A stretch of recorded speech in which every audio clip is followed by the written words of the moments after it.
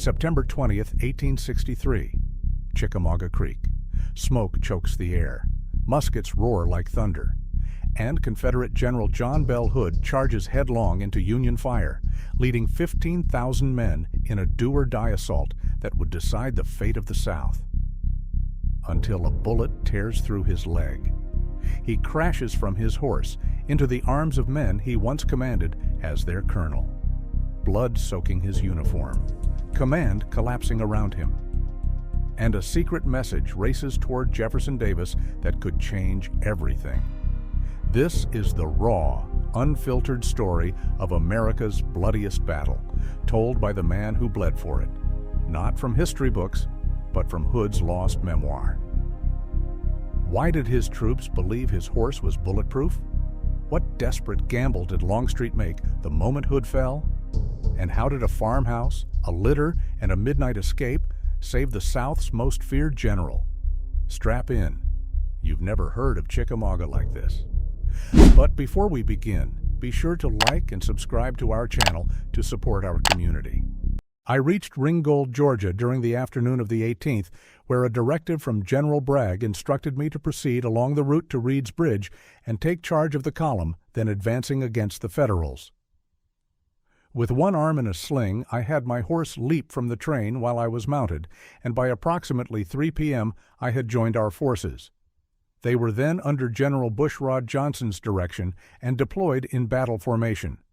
A compact detachment of Federal cavalry was stationed upon a rise a brief distance ahead. Upon my arrival at the field, I encountered for the first time since the charge at Gettysburg a segment of my former troops who welcomed me with a deeply moving reception. After exchanging brief greetings with General Johnson, I assumed command as per my orders, directed the line to be dissolved by filing into the roadway, dispatched select men forward to bolster Forrest's cavalry, and commenced driving the enemy at a swift pace. Shortly, we arrived at Reed's Bridge, spanning the Chickamauga, and observed the Federals arrayed for battle beyond the bridge, which they had partly wrecked. I commanded the advance of several artillery pieces, commenced firing, and simultaneously deployed flankers to secure crossings both upstream and downstream to participate in the assault. Our adversaries retreated promptly. We restored the bridge and pressed the advance until darkness enveloped us, whereupon we bivouacked in formation near a fine dwelling set ablaze by the enemy and now nearly razed. We had forced the Federals back some 6 or 7 miles. Meanwhile, the Army's main body crossed the Chickamauga at various locations and assembled that night near my position. General Bragg having devised his attack plan for the following morning, I was assigned, in addition to my own division, the direction of Kershaw's and Johnson's divisions with instructions to persist in the advance. We soon met the enemy in substantial strength, and a severe engagement followed. Throughout that entire day we fought, gradually yet persistently, making headway. Fierce and desperate became the struggle as the enemy obstinately gave way before our repeated assaults. We pressed him back step by step a full mile. When nightfall brought a cessation of hostilities, the men slept weapon ready. That evening, following my Virginia custom under General Lee, I rode back to Army headquarters to report to the Commander-in-Chief the day's outcome along my sector. There I met for the first time several senior officers of the Army of Tennessee, and to my astonishment, not one expressed an optimistic outlook concerning the results of the ongoing battle. I discovered the valiant Breckinridge, known to me since boyhood, seated against a tree root, wearing a broad, slouched hat. During brief conversation, when I stated we would rout the foe tomorrow, he leapt to his feet exclaiming, "I rejoice to hear you say it. You restore my hope. God grant it may be so." After receiving General Bragg's orders to advance next morning, once troops on my right commenced the attack, I returned to my force's position and spent the night with General Buckner. I possessed nothing except what I had carried from the train upon my horse, nor did my men have a single wagon or even ambulance for transporting wounded. They lacked nearly all necessities, save pride, spirit, and 40 rounds per man. During the night, after a severe day's combat by his veteran troops, General Longstreet reached the Army. He reported to General Bragg following my departure from headquarters. Next morning, as I positioned my columns for assault and awaited the signal from the right to advance, he rode up and joined me. He inquired about my line's formation, our soldiers' morale, and the effect of our assault upon the enemy. I informed him that the spirit of officers and men had never been higher, that we had pressed the enemy back a full mile the prior day, and would rout him ere sunset. This eminent general instantly replied, with the assurance so often integral to his remarkable triumphs, that we would assuredly thrash him and force him from the field. I could only declare my elation at hearing him speak thus, as he was the first commander I had encountered since arriving who spoke of victory. He was allocated command of the left wing and placed me over 5 divisions: Kershaw's, A.P. Stewart's, Bushrod Johnson's, Hindman's, alongside my own. The latter constituted my center, Hindman on my left, Johnson and Stewart to the right, with Kershaw held in reserve. Near 9 a.m., gunfire erupted on the right. We promptly advanced and engaged the foe, whereupon ensued a dreadful thunder of rifle fire spanning right to left. Forward we pressed, steeled by resolve to dominate that fiercely contested ground. We grappled with the tenacious enemy until approximately 2:30 p.m., when from a woodland fringe to our left, Federal troops charged down upon the direct flank and rear of the Texas Brigade, compelling it to abruptly shift front. Inevitable disarray resulted. I was then mounted upon a low rise some 300 yards off and spurred down the incline amidst the troops, who swiftly restored their formation. Just then, Kershaw's superb division, led by its valiant chief, came up as Hindman assaulted slightly farther leftward. Kershaw's line assumed, as it were, an oblique alignment relative to the Federal position, then visible in open ground near the trees.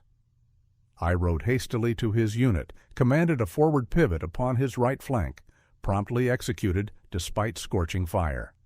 With a yell along our whole front, the Confederates surged ahead, pierced the woods, overran the enemy's earthworks, and thus secured another splendid triumph for our cause.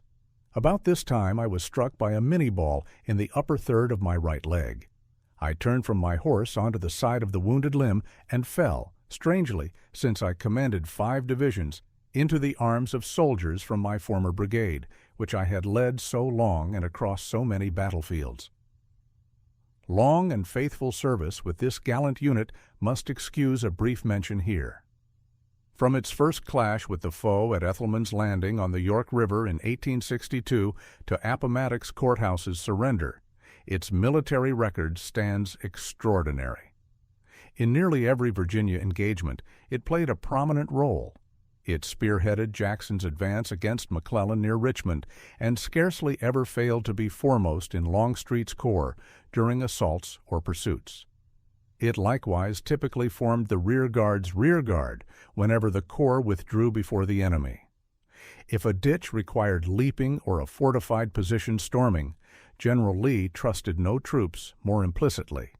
Indeed, its signal deeds in the War of Secession remain unmatched in martial history. This storied band held a streak of superstition, as I deem all men do, and an instance may here prove of interest. I owned a favored roan horse they named Jeff Davis. When fit, I rode him into combat. Remarkably, he often took bullets, yet bore me unscathed. In this battle, he was gravely wounded Saturday. Next day, I resorted to a valuable mare, and late afternoon was shot from the saddle. At Gettysburg, his lameness prevented my riding him. In this fight, too, I had been unhorsed by fire. Thus grew a widespread conviction among the men.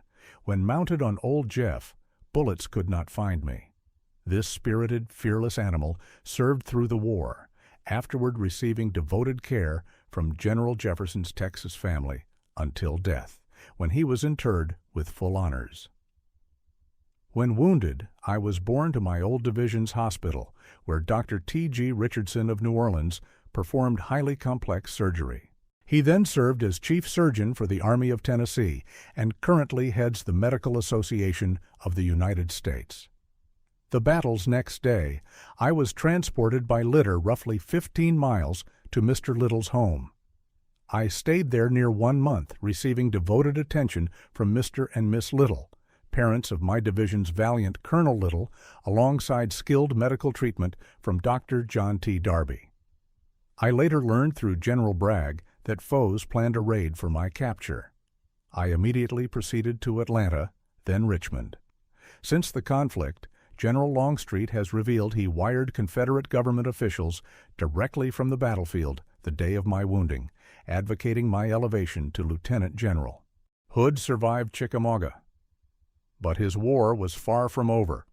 Promoted to lieutenant general as he bled in that Georgia farmhouse, he'd lead the Confederacy's last desperate stands: Atlanta, Franklin, Nashville.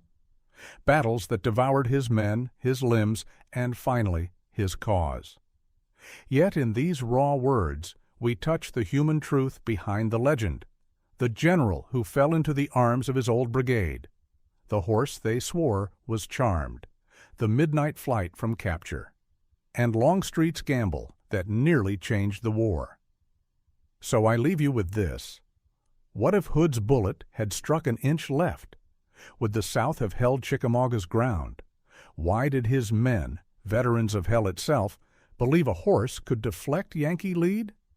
And when Hood wrote these memories years later, crippled and heartbroken, did he still hear those Texan voices catching him as he fell? History shouts its victories, but whispers its blood-soaked secrets.